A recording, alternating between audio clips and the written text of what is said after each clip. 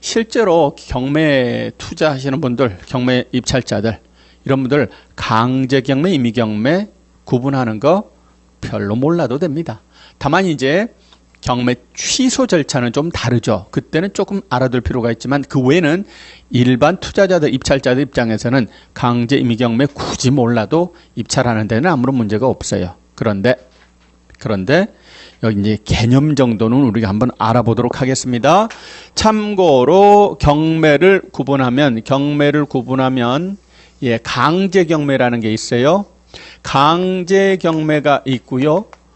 그 다음에 임의 경매라고 하는 것이 있습니다. 강제 경매, 임의 경매. 요 개념만 구분을 해 보도록 하겠습니다. 자, 강제 경매가 있고 임의 경매가 있습니다. 먼저 강제 경매를 진행하려면 뭐가 있어야 되냐면요. 집행권원이라는 게 있어야 돼요. 강제 집행을 할 수 있는 법적 근거, 집행권원이라는 게 있어야 됩니다.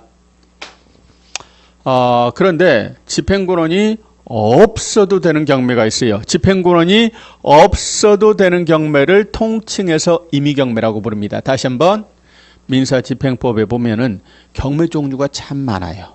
자, 근데 이걸 좀 구분하자. 이때 집행권원이 있어야 되는 경매가 있어요. 이거를 강제경매라고 해요.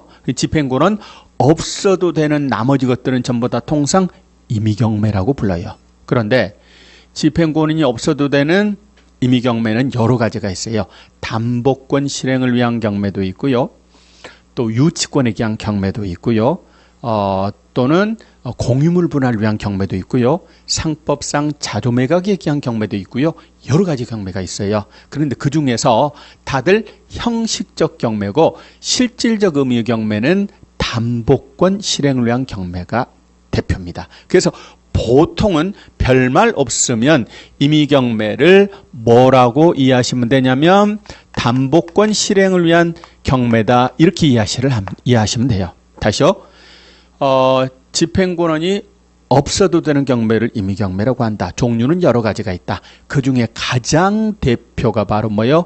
담보권 실행을 위한 경매예요. 그래서 시장에서는, 현장에서는 거의 동의어로 쓰이곤 합니다. 그래서 이 말에서 할 수 있듯이 담보권 실행을 위한 경매는 뭐가 있어야 되냐면 담보물권이라는 게 있어야 돼요. 이 담보물권에 터자 발생해지는 경매가 바로 임의경매 또는 담보권 실행을 위한 경매입니다. 이건 간단합니다. 제가 은행에 가서 돈을 빌립니다. 1억만 빌려주세요. 은행에서는 만약에 돈을 안 갚으면 어떡할까요? 예?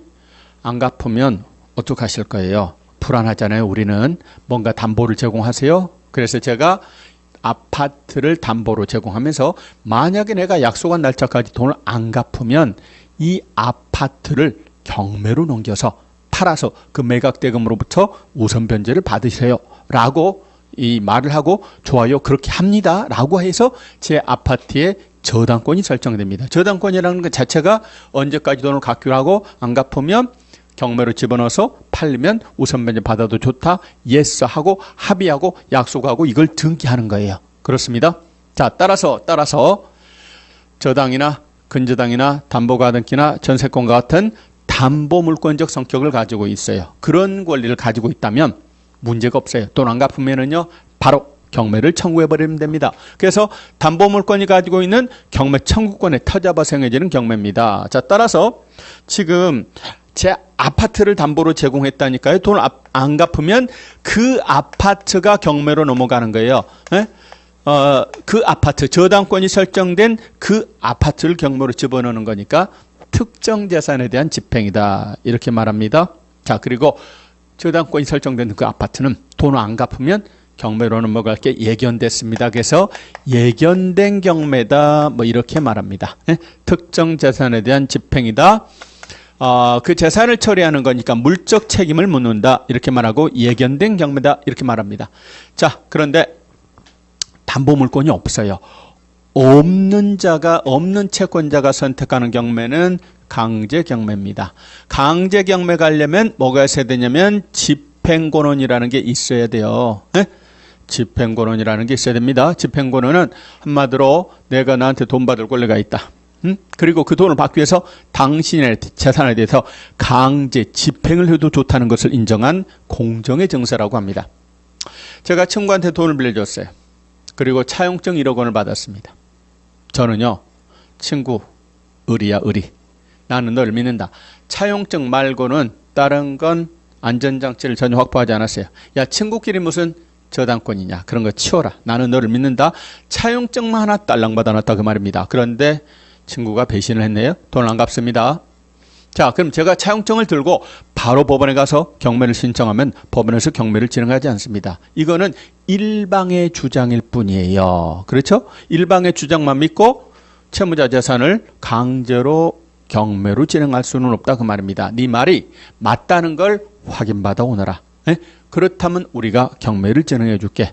누구한테 가서 확인받아 오느라? 공신력 있는 기관, 국가기관인 법원 등의 판단을 받아 오느라 그 말입니다. 왜냐하면 그 차용증이 객관적인 제3자가 보기에는요, 그건 일방의 주장일 뿐이고 차용증이 가짜일 수도 있잖아요. 또는 차용증은 1억 원 써줬지만 5천만 원을 갚고 5천만 원밖에 안 남았을 수도 있잖아요. 또는 그 차용증을 만들어 가지고 들이대면서 사인해라고 협박을 합니다. 칼을 내면서. 그래서 강압적으로 차용증에 사인된 거 있을 수 있어요. 이런 여러 가지 문제가 발생할 수 있으니까 그게 진짜라고 하는 것을 확인을 받아오느라 그 말입니다. 그래서 나는 뭐를 해야 돼요? 이게 진짜라고 하는 것을 확인받기 위한 방법으로서 뭐요? 대여금 반환 청구 소송을 법원에 법원에 제기해야 됩니다. 그래서 법원으로부터 이겨야 되죠. 이긴 판결문, 그게 바로 뭐가 된다? 집행권원이 되는 거예요. 그렇습니다. 집행권원은 주로 법원에서 나옵니다. 법원의 판결 또는 법원에서 나오는 여러 가지 조서 뭐 이런 종류들.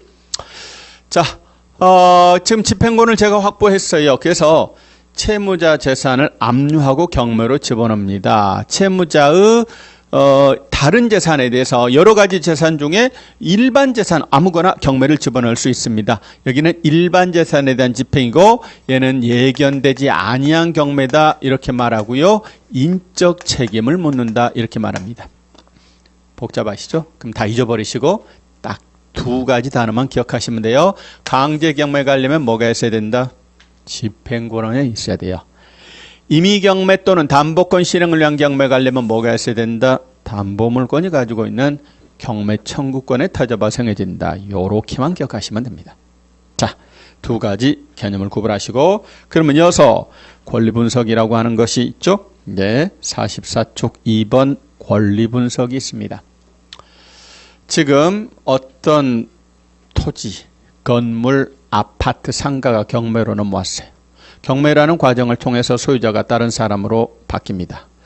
자, 이때 이 부동산에는 여러 가지 권리가 붙어 있을 수 있어요. 소유권, 지상권, 지역권, 전세권, 임차권 등등등. 자, 이 권리가 여러 가지가 붙을 수 있는데 경매라는 과정을 통해서 권리를 정리해야 됩니다. 어떤 권리들은요, 매각을 통해서 소멸, 없어져 버리는 권리가 있어요. 그런데 이 부동산에 붙은 여러 가지 권리들 중에 어떤 것들은 그 성격상 없어지지 아니하고 낙찰자, 즉 매수인에게 그대로 인수되는 권리도 있습니다. 권리를 정리해야 됩니다. 어떤 권리는 소멸이 돼서 없어져 버리고 어떤 권리는 낙찰자, 매수자에게 인수가 되는가를 지금 알아보자 그 이야기예요. 그게 바로 권리분석입니다. 권리분석입니다. 자, 그러면 그 표를 보시면 이렇게 구분이 돼 있죠. 죽는 권리가 있고 인수되는 권리가 있어요. 죽는 권리가 있고 인수되는 권리가 있고 그 중에서도 무조건 죽는 권리도 있고 항상 인수되는 권리도 있고 시간에 따라 왔다 갔다 하는 권리도 있습니다. 그럼 먼저 소멸되는 권리는 뭐가 있고 인수되는 권리는 뭐가 있는가를 알아봅시다. 먼저 소멸되는 권리는 제가 또 2가지로 구분해 보겠습니다. 제가 노란 펜으로 쓰는 이 권리들은 무조건